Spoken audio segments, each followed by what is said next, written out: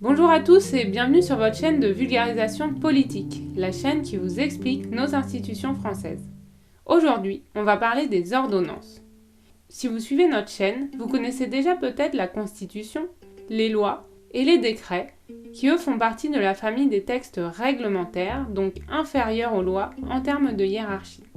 Si vous nous suivez sur Facebook ou sur Twitter, vous avez peut-être vu nos infographies sur les ordonnances, donc vous les connaissez déjà peut-être un peu, mais comme on est très gentil avec vous, en plus des infographies, on vous l'explique aussi en vidéo.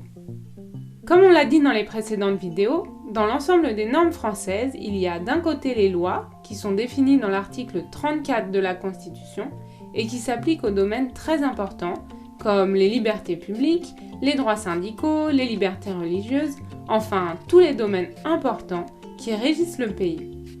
Les lois sont prises par le Parlement, mais pour des domaines un peu moins importants ou plus précis, ou ne portant pas sur l'ensemble du territoire, il y a les règlements, qui eux sont décrits dans l'article 37 de la Constitution, et qui sont pris par le Président de la République, le gouvernement, ou encore l'administration.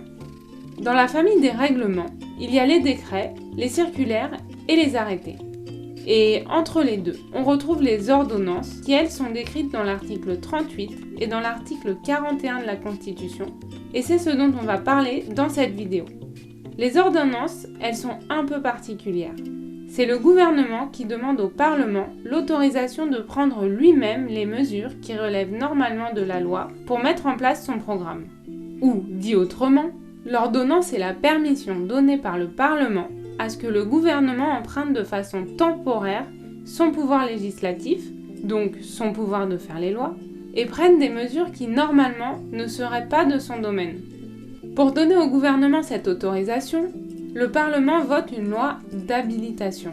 C'est le Parlement, via la loi d'habilitation, qui fixe les délais pendant lesquels le gouvernement a le droit de gouverner par ordonnance, et surtout les domaines précis dans lesquels il peut le faire.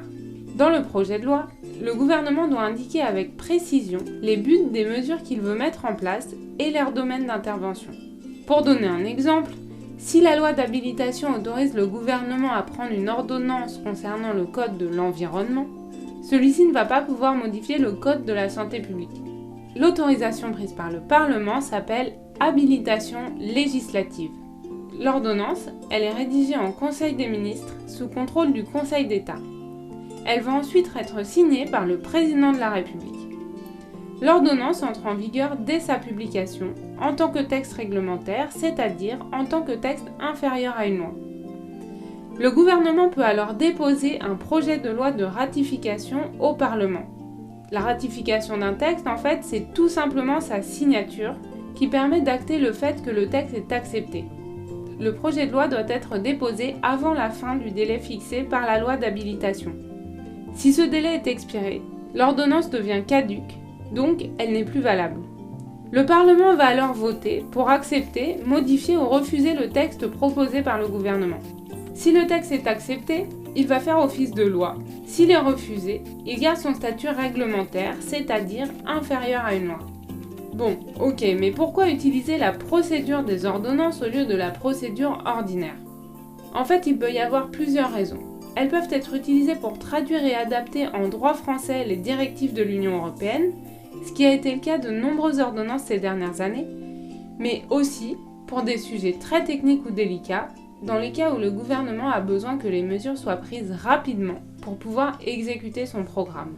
Parce que si vous vous rappelez bien, une loi, avant d'être votée, doit passer par la navette parlementaire, c'est-à-dire qu'elle doit passer par 2 lectures à l'Assemblée nationale et au Sénat.